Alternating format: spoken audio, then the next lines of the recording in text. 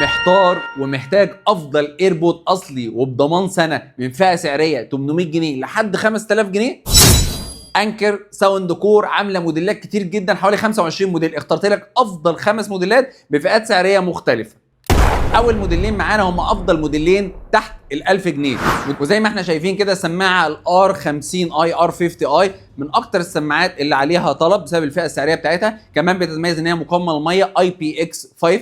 كمان البطاريه بتاعتها تقدر تدوم معاك ستاند باي ل 30 ساعه. بالاضافه كمان ان السماعه فيها 2 مايك فكويسه جدا في المكالمات مقارنه بالفئه السعريه بتاعتها.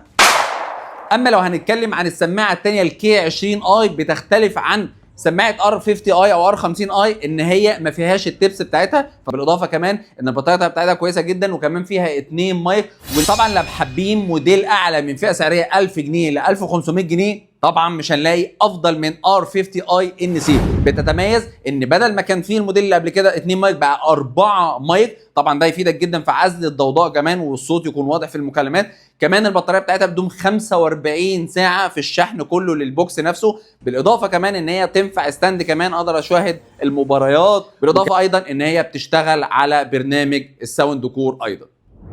طبعا لو عايزين نعلى بقى ونوصل لليفل الوحش طبعا بسماعه 6 مايك، طبعا هيبقى البي 40 اي البي 40 اي. البطاريه بتاعتها تقدر توصل معاك في شحن البوكس كله ل 60 ساعه. بالاضافه كمان ان السماعه دي تقدر توصلها على موبايلين.